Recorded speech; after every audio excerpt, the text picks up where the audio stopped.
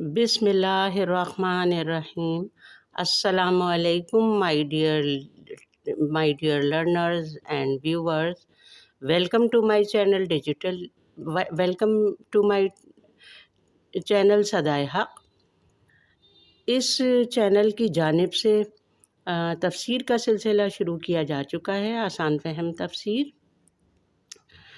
इसके लिए हम आज शुरू करेंगे बिस्मिल्लाहिर्रहमानिर्रहीम सूरह फातिहा के तर्जुमे और तशरीह से। और प्रीवियस वीडियो में हम इसका तारुफ सूरह फातिहा का तारुफ पेश कर चुके हैं, इसके इम्तियाज़ात और इसके फ़ज़ाइल वग़ैरह। तो चलिए आइए शुरू करते हैं और समझने की कोशिश करते हैं। अल्हम्दुलिल्लाहि रब्बिल आलमीन वस्सलातु वस्सलामु अला रसूलिहिल करीम सय्यदिना मुहम्मदिन व आलिहि व अस्हाबिहि अजमईन, अम्मा बाद, फ़अऊज़ु बिल्लाहि मिनश शैतानिर रजीम, बिस्मिल्लाहिर रहमानिर रहीम। शुरू अल्लाह के नाम से जो बेहद मेहरबान और नहायत रहम करने वाले हैं। इसमें इस बात की तालीम है कि हर जायज़ और अच्छा काम अल्लाह के नाम से शुरू करना चाहिए, और यही रसूल अल्लाह सल्लल्लाहु अलैहि वसल्लम का मामूल था कि जिन कामों को शुरू करने के लिए आप सल्लल्लाहु अलैहि वसल्लम से कोई ख़ास ज़िक्र मनक़ूल है, इस मौके पर वही ज़िक्र पढ़ा जाएगा। जैसे कि खाना खाने से पहले बिस्मिल्लाहि व बरकतुल्लाह, सोने से पहले अल्लाहुम्मा बिस्मिका अमूतु व अहया, और जानवर कुर्बान करते हुए बिस्मिल्लाहि अल्लाहु अकबर। देखिए यहाँ पर रहमान और रहीम का ज़िक्र नहीं है। और जिन मवाक़े पर आप सल्लल्लाहु अलैहि वसल्लम से कोई ज़िक्र मनक़ूल ना हो, उनको बिस्मिल्लाहिर्रहमानिर्रहीम से शुरू करना चाहिए। तो ये बात हम आसानी से समझ सकते हैं कि जिन कामों में आप सल्लल्लाहु अलैहि वसल्लम ने सिखा दिया वो बिस्मिल्लाह ख़ास है, और जहाँ पर नहीं सिखाया है वो आम बिस्मिल्लाह है। ठीक है, ये हम आसानी से हमें ये बात यहाँ पर समझ में आ गई है। चलिए आगे चलते हैं इसकी तशरीह पर।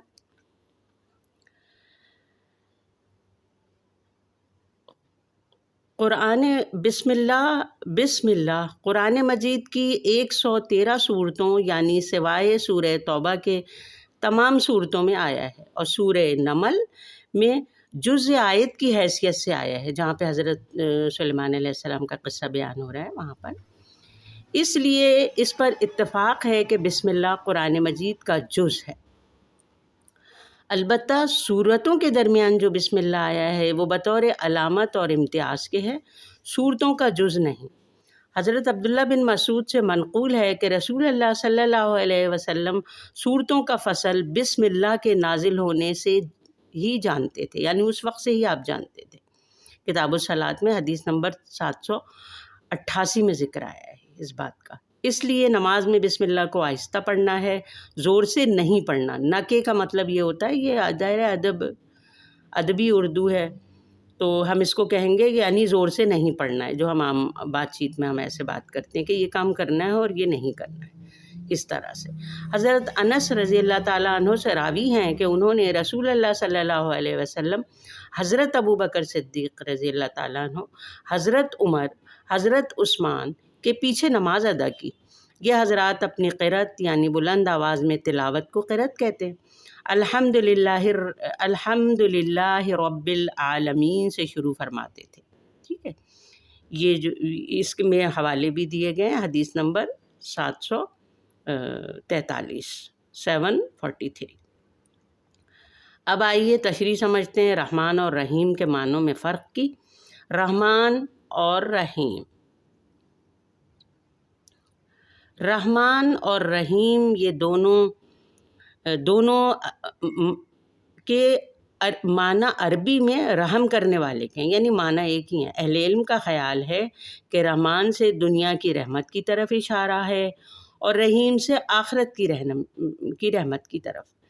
इसलिए कि अरबी में रहमान के वज़न पर आने वाले, यानी जैसे फ़ाअला वज़न है ना, फ़ाअला, وزن پر آنے والے الفاظ میں شدت اور اجلت پائی جاتی ہے، جیسے سکران جو حالت نشے میں ہو، غضبان جو غصے کی حالت میں ہو۔ ظاہر ہے کہ غصہ اور نشہ نہایت شدید کیفیت کے ساتھ طاری ہوتا ہے، لیکن اس کا اثر جلد ہی جاتا رہتا ہے۔ یہی حال دنیا کی نعمتوں کا ہے۔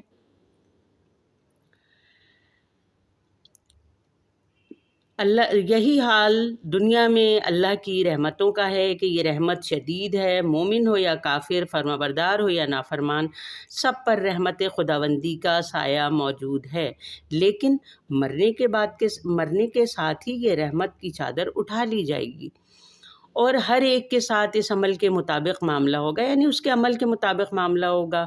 رحیم کے وزن پر جو الفاظ عربی میں آتے ہیں ان میں دوام اور پائیداری کی کیفیت پائی جاتی ہے، جیسے جمیل خوبصورت، کریم جس کا مطلب ہے شریف وغیرہ۔ خوبصورتی اور شرافت عارضی وصف نہیں، مستقل اور پائیدار وصف ہے، یعنی انسان جب تک دنیا میں ہے انشاءاللہ شریف ہی رہنے کی کوشش کرتا ہے۔ آخرت میں جن لوگوں کو رحمت خداوندی حاصل ہو گئی وہ سدا کے خوش نصیب ہیں۔ اب یہ آخرت کی نعمت سے اگر اس کو جوڑ دیا جائے تو پھر اس کے بعد تو کبھی محرومی نہیں آئے گی، اس لیے رحیم سے آخرت کی نہ ختم ہونے والی رحمت کی طرف اشارہ ہے۔ سبحان اللہ، کتنی اچھی تشریح ہے۔ آگے چلتے ہیں۔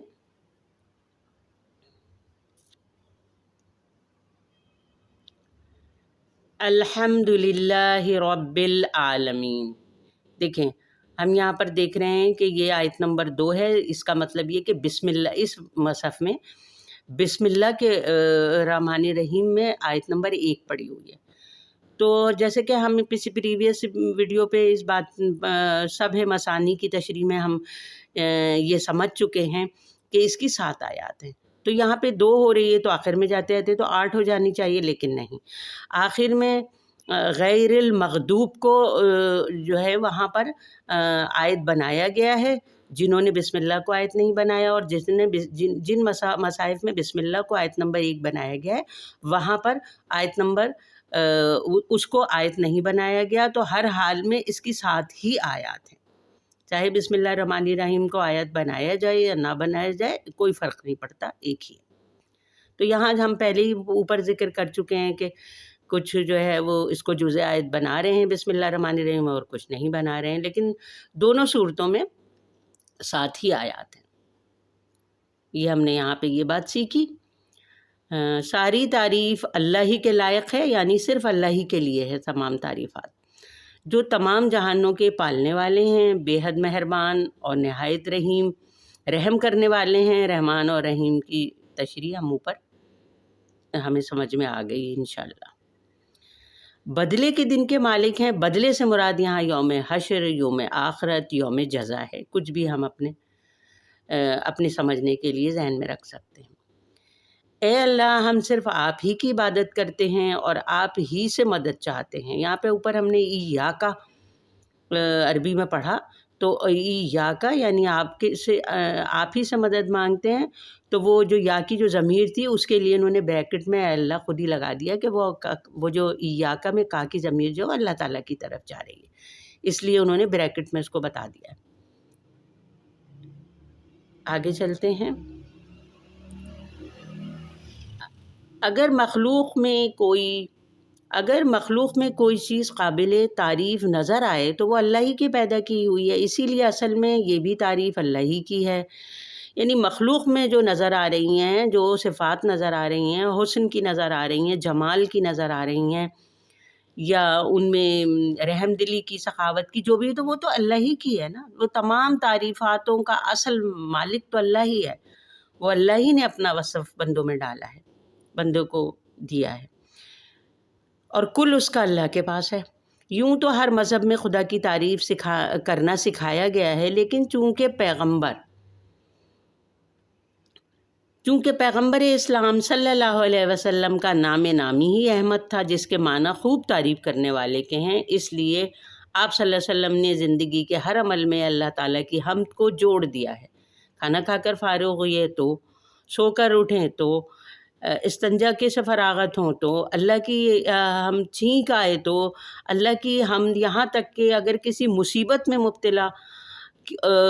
مبتلا ہوں اور مزاج پرسی کی جائے تب بھی یہی کہا جائے الحمد للہ علی کل حال، یعنی پھر بھی اللہ ہی کی تعریف جو ہے وہ ہم کریں گے. یا ہمیں آپ صلی اللہ علیہ وسلم نے یہ ہمیں سب کچھ سکھایا ہے.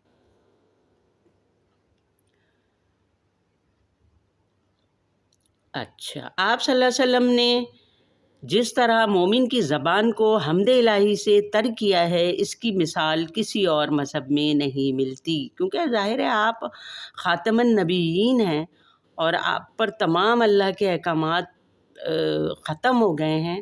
اب کچھ بندے کو بتانے کے لیے اللہ تعالیٰ فرماتے ہیں کہ کچھ بچا نہیں ہے، اس کی ہدایت کے لیے سب کچھ بتا دیا گیا ہے. اس کو اب صرف اللہ تعالیٰ سے عمل کی توفیق مانگنی چاہیے ہمیں بحیثیت مسلمان کے.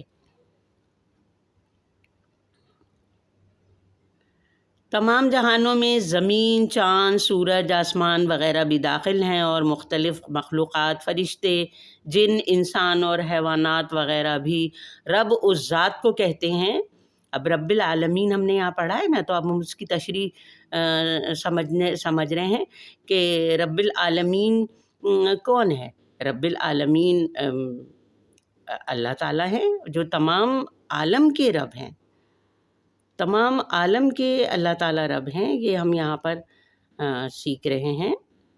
اچھا، اب یہ ہم رب تک آ گئے، رب کی تشریح ہم نے دیکھ لی. اب آگے چلتے ہیں.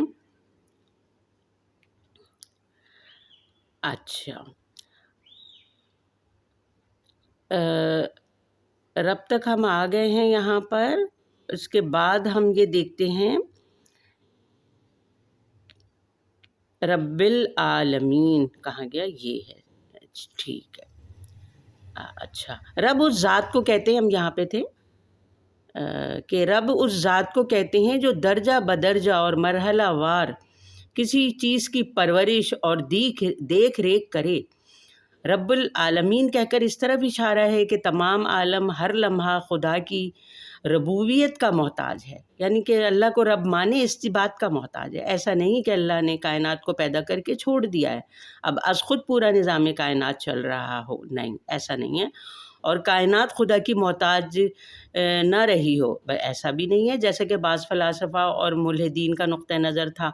اسی غلط خیال کی تردید کے لیے قرآن مجید نے اللہ تعالیٰ کی شان ربوبیت کا ذکر بار بار کیا ہے کہ ایسا نہیں ہے کہ بس خود بخود کائنات بن گئی اور خود بخود ہی چل رہی ہے.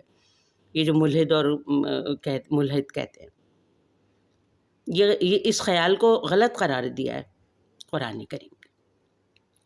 آج تک کے لیے اتنا ہی. انشاءاللہ ہم اس کو ذہن نشین کرتے رہیں گے اور بار بار ہم اس کو یاد دہانی کے لیے بار بار ہم اس کو پڑھتا رہیں گے. اور آسان تفسیر مولانا محترم استاد خالد سیف اللہ رحمانی دامت برکاتہم کی انشاءاللہ آپ لوگوں نے جنہیں بھی دلچسپی ہے قرآن کے سمجھنے سمجھانے میں، وہ اس کو پلے اسٹور سے جا کر کے انشاءاللہ ضرور ڈاؤن لوڈ کر لیں گے تاکہ وہ مزید بھی اس کو دیکھتے سمجھتے رہیں، اس بیان کے ساتھ ساتھ اس کو دہراتے رہیں.